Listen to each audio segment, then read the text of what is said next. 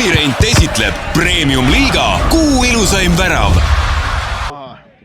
Täiesti üksi leiab Viidas lööb ja mida meie silmad siin Pärnus näevad, Sten Jakob Viidas lajatab palli ristnurk.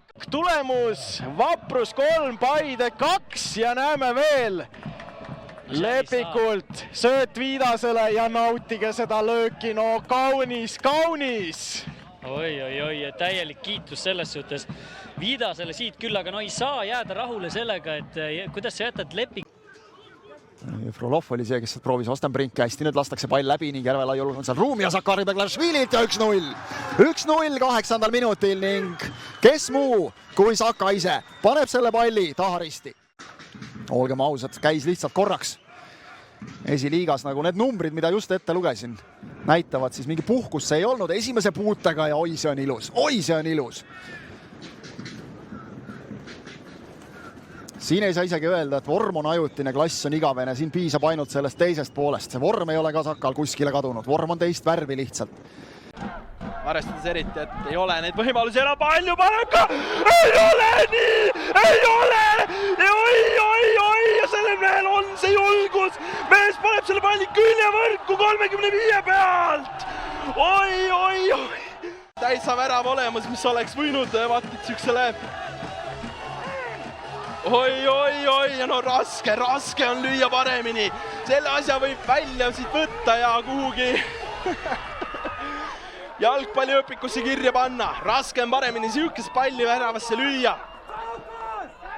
Julgen öelda, et vooru ilusam värav on ilmselt tänases kohtumises ära nähtud.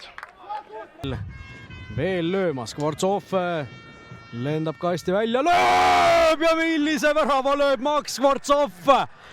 Nüüd on väravaluugid avanenud, väravaluugid on täiesti valla ja need ristnurgad on kuidagi jube vabaks jäänud praegu, naljaga öeldes.